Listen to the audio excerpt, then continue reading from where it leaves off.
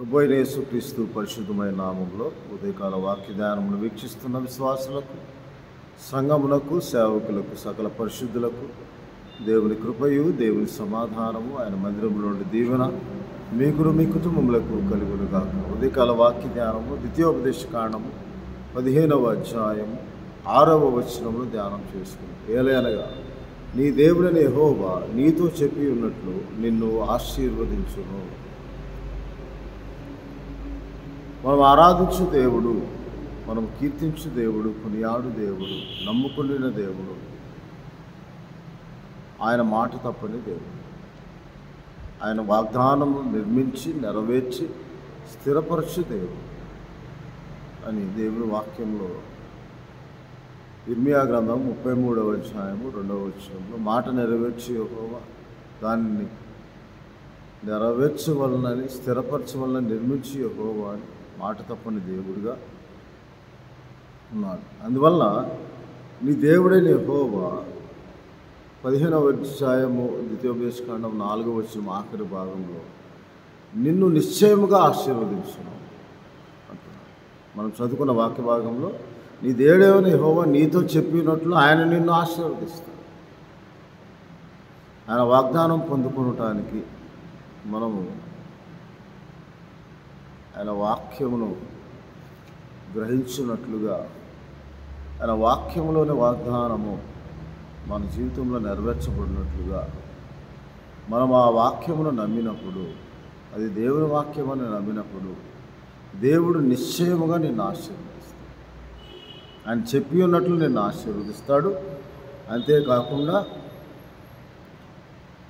15వ అధ్యాయము 10వ వచనంలో ఇందువలన నీ దేవుడిని యెహోవా నీ కార్యములన్నిటిలోనూ, నీవు చేయు ప్రయత్నములన్నిటిలోనూ నిన్ను ఆశీర్వదిస్తాడు అని దేవుని వాక్యంలో రాయబడింది.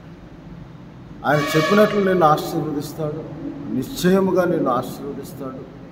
అంతే మాత్రం కాక నీవు చేయు కార్యములన్నిటిలో, నీవు చేయు ప్రయత్నములన్నిటిలో నిన్ను ఆశీర్వదిస్తాడు అని దేవుడైన యెహోవా సెలవిచ్చిన మాట ఇశ్రాయేలీయులకు మోషే నీవు ఆశీర్వదింపబడినట్లుగా దేవుని మాటలు గైకొని, దేవుని ఆజ్ఞలను గైకొని, నీవు దేవుని నామమును నమ్మకి ఉంచి దేవుని వాగ్దానం మన జీవితంలో నెరవేర్చబడినట్లుగా మనం ప్రతిదినము ప్రార్థన చేయాలి. ప్రతిదినము ఆయనకు మొరపెట్టాలి. వాగ్దానం చేసిన వాడు నమ్మదగిన వాడు, నమ్ముకునదగిన సహాయకుడు. అందువలన ఆ నిశ్చయమైన ఆశీర్వాదము నీ ప్రయత్నములన్నిటినీ సఫలము చేయి అన్నది దేవునికి ప్రార్థన ద్వారా మనం పొందుకుంటాం. ఆ ప్రార్థనే మనకు ఆశీర్వాదంగా, ఆ ప్రార్థనయే మనకు తోడుగా, ఆ ప్రార్థనే మనకు సఫలమును అనుగ్రహించున్నదిగా, దేవునికి చేయు ప్రార్థన, దేవునికి పెట్టు మొర్ర మనవి మన నిశ్చయముగా ఆశీర్వదించినట్లుగా. అందువల్ల 2వ కొరింథీ పత్రిక 1వ అధ్యాయము 20వ వచనంలో నిశ్చయముగా అంటాడు. అది యేసుక్రీస్తు నామమందు వాగ్దానములన్నీ, అవన్నీ దేవుని వాగ్దానములు. 20వ వచనంలో ఎన్ని అయినను అవన్నీ క్రీస్తునందు అవునట్టుగానే ఉన్నవి కనుక మన ద్వారా దేవునికి మహిమ కలుగుటకై అవి ఆయన వల్ల నిశ్చయములై ఉన్నవి అని దేవుని వాక్యంలో రాయబడి ఉన్నది. కాబట్టి ఆయన అవునను కాదు అనువాడే కానీ కాదనువాడు కాదు. యేసుక్రీస్తు నామమందు మనకు అనుగ్రహింపబడిన ప్రతి ఆశీర్వాదము అది పరలోక సంబంధమైన ఆశీర్వాదం. ఎఫెసీ పత్రిక 1వ అధ్యాయం 2వ వచనంలో రాయబడింది. అందువల్ల అవి నిశ్చయముగా నీకు అనుగ్రహింపబడాలంటే నీవు నిశ్చయముగా దేవుని నమ్ముకొని ఉండాలి, దేవుని ఆశ్రయించాలి అని దేవుడైన యెహోవా ద్వారా మోషే సెలవిస్తూ ఉన్నాడు. అప్పుడు ఆ ఆశీర్వాదము ఆయన మనకు అనుగ్రహిస్తాడు. ఆ ఆశీర్వాదం పొందుకునే ముందు మనం దేవుని కృపకు పాత్రులుగా ఎంచబడాలి. ఆయనకు దయ కలుగునట్లుగా మన జీవితము ఆయన ఎడల దీనత్వం ధరించుకొని, దీనులమై మళ్ళీ మనం తగ్గించుకొని ప్రతిదినము మన భారం ఆయన మీద మోపి ఆయన్ని ఆశ్రయించి ప్రార్థించేవాడిగా ఉండాలి. అప్పుడు ఆయన మనల్ని ఆదుకుంటాడు, మనల్ని కాపాడుతాడు, మనల్ని స్వస్థపరుస్తాడు, మనకు క్షేమం అనుగ్రహిస్తాడు, మనల్ని పోషిస్తాడు. అటువంటి దేవుడు మనకు తోడుగా ఉన్నాడు. మనం ఎప్పుడైతే గ్రహిస్తామో, అందుకే నిశ్చయముగా నిన్ను ఆశీర్వదిస్తాడు. నీవు చేయు ప్రయత్నములన్నిటిలోనూ, నీవు చేయు కార్యములన్నిటిలోనూ నీ కోరిక యావత్తు సిద్ధింపచేసి నీ ఆలోచనను సఫలపరుస్తాడు. ఇప్పుడు ఆయన చిత్తం ఏదో మనం పరీక్షించి తెలుసుకొని ప్రార్థనాపూర్వకంగా ఆయన్ని వేడుకున్నాం. అందువలన ఆయనకు చేయు ప్రతి ప్రార్థన అది నిశ్చయంగా దొరుకునని మనం నమ్మి ప్రార్థన చేయాలి. ఎందుకనగా మన దేవుడు దీవించు దేవుడు, దయగల దేవుడు, ఆశీర్వదించు దేవుడు. ప్రతి విషయంలో మనం మొదట దేవుడిని ఆశ్రయించి దేవుడి నామం స్తోత్రం చెల్లించి మనం పని ప్రారంభించినప్పుడు దేవుడు తన దీవెనను ఆశీర్వాదముగా మనకు అనుగ్రహిస్తాడు. ఆయన దయ మనకు ప్రతినిత్యం అవసరం, ఆయన వాత్సల్యత ప్రతినిత్యం మనకు అవసరం. అందువల్ల యెషయా గ్రంథంలో ఒక చక్కని మాట 65వ అధ్యాయంలో ఇలాగ దేవుని వాక్యంలో యెషయా గ్రంథం 65వ అధ్యాయం 16వ వచనంలో దేశంలో తనకు ఆశీర్వాదం కలుగవలన కోరుకునేవాడు నమ్మదగిన దేవుడు తనను ఆశీర్వదించవలనని కోరుకునవలను. ఎప్పుడైతే నమ్మదగిన దేవుడిగా ఆయన నిశ్చయముగా నాకు ఆశీర్వాదం కలుగు చేస్తాడు అని నేను నమ్మినప్పుడు, అందుకే మోషేతో సంఖ్యాకాండం 6వ అధ్యాయం 22, 23, 24 వచనాల్లో యాజకులు ఇలాగ దీవించినప్పుడు నేను వారిని ఆశీర్వదిస్తానని దేవుని వాక్యంలో అహరోనును వారి కుమారులతో ఇలాగ చెప్పు, నీవు ఇశ్రాయేలును ఇలాగ ఆశీర్వదించవలని యెహోవా నిన్ను ఆశీర్వదించి నిన్ను కాపాడునుగాక, యెహోవా నీకు తన సన్నిధి కాంతిని ప్రకాశింపజేసి నిన్ను కరుణించునుగాక, యెహోవా నీ మీద తన సన్నిధి కాంతి ఉదయింపచేసి నీకు సమాధానం కలుగు చేయునుగాక. అట్లు వారు ఇశ్రాయేలీయుల మీద నా నామం ఉచ్చరించడం వల్ల నేను వారిని ఆశీర్వదిస్తాను అంటున్నాను. కాబట్టి ఆయన నామము నమ్ముకొని ఆయన నామమును ఉచ్చరించడం ద్వారా యేసుక్రీస్తు ప్రభు నామమున మనకు ఆ దేవుణ్ణి మహింపరచువారముగా మనం ఉండినప్పుడు నిశ్చయముగా నిన్ను ఆశీర్వదిస్తాను. ఆయన మాట చొప్పున నిన్ను ఆశీర్వదిస్తాను. ఆయన మాట తప్పని దేవుడు, కృపచూపు దేవుడు, కరుణించే దేవుడు, దయచూపు దేవుడు.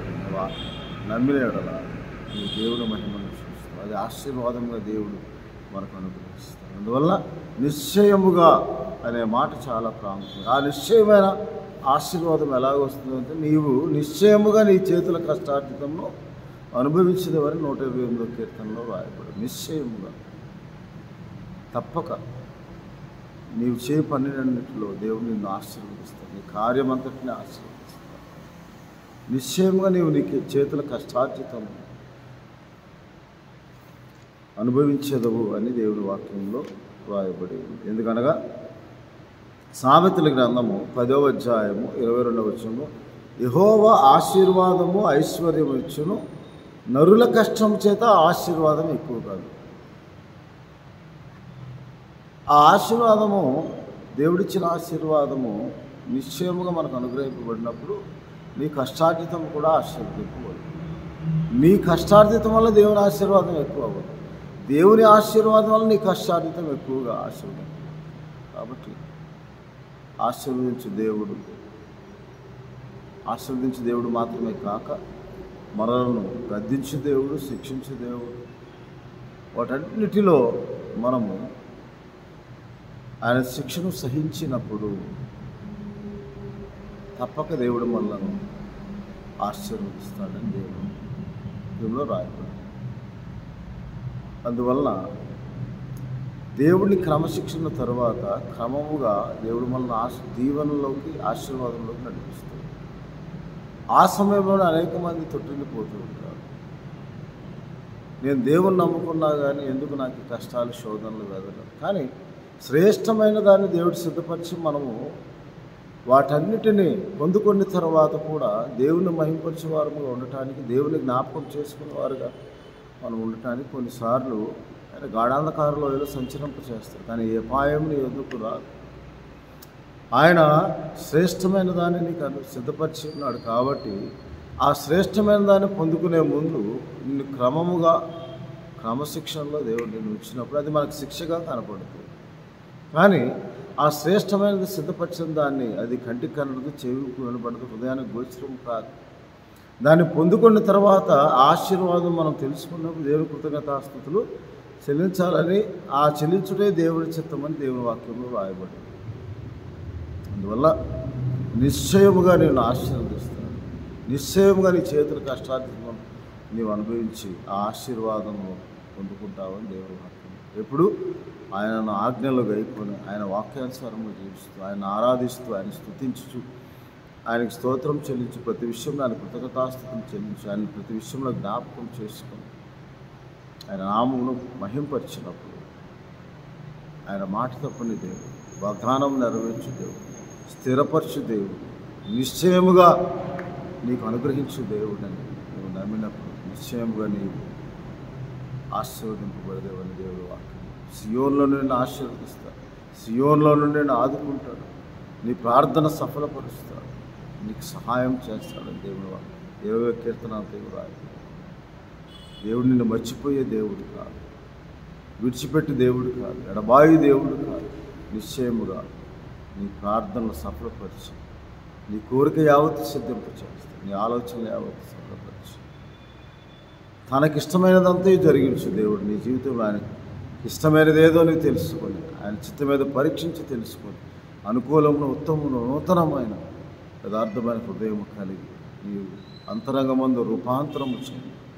నిజమైన దేవుని ఆరాధించినప్పుడు, ఆశ్రయించినప్పుడు ఆయన నిన్ను ఆశీర్వదించడానికి ఎల్లప్పుడూ సిద్ధంగా ఉంటుంది. అందుకే దావీదు అంటాడు, నీ ఆశీర్వాదము నిత్యము ఆశీర్వాదకరంగా ఉంటుంది ప్రభు, నీవు ఆశీర్వదించిన ప్రార్థన చేస్తాడు.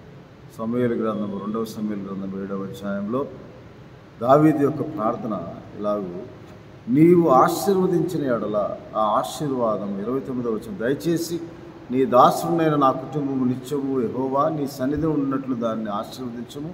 యెహోవా నా ప్రభువా నీ సెలవిచ్చి ఉన్నావు, నీ ఆశీర్వాదము నుండి నా కుటుంబము నిత్యము ఆశీర్వదింపబడును గాక అని మనం ప్రార్థన చేయాలి. ఆ ఆశీర్వాదం ఎటువంటిదంట?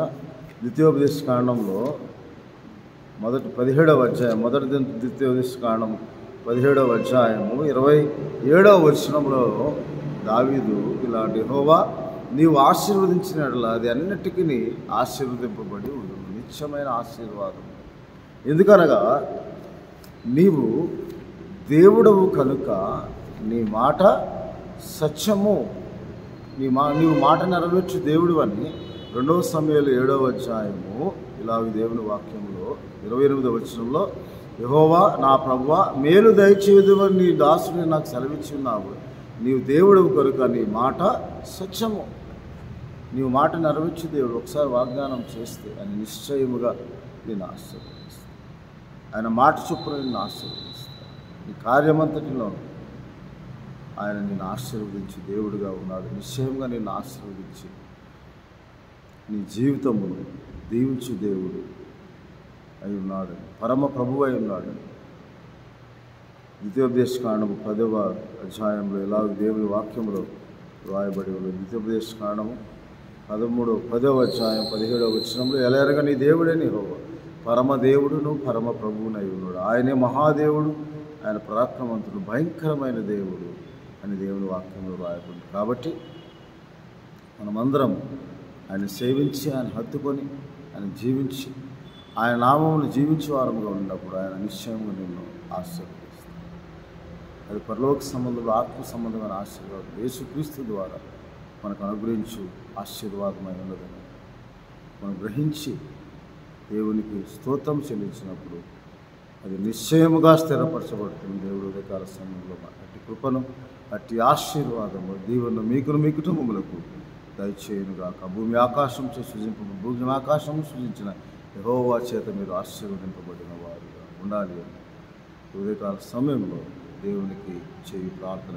ప్రభువానికి స్తోత్రాలు. అవును తండ్రి, నీవు చెప్పిన మాట చొప్పున నీ వాగ్దానం నెరవేర్చి ఆశీర్వదించే దేవుడు, నిశ్చయముగా ఆశ్రయించే దేవుడు అని మీకు ప్రార్థన. వీడియో ద్వారా వీక్షిస్తున్న ప్రతి ఒక్కరిని నిశ్చయముగా ప్రభు నీవు ఆశీర్వదించదవని వాగ్దానం వారి జీవితంలో నెరవేర్చి వారి ప్రార్థన ఆలకించి సఫలపరుచున్నాను. ప్రతి కుటుంబాన్ని దీవించి ఆశీర్వదించు. మా ప్రభువును రక్షకుడైన యేసుక్రీస్తు వారి పరిశుద్ధమైన నామమున ప్రార్థన చేయుచున్నాను తండ్రి. అయిన దేవుని ప్రేమ, ప్రభువును రక్షకుడైన యేసుక్రీస్తు వారి కృప, పరిశుద్ధాత్మని చాతన అన్యోన్య సహవాసం, దేవుని ఆశీర్వాదం, ఆయన మేలు, దయ, ఆయన కృప నిత్యము ఆయన మందిరంలో మీకు అనుగ్రహించి మిమ్మల్ని దీవించును గాక. ఆమేన్. దేవుడు మిమ్మల్ని దీవించును గాక. ఆమేన్.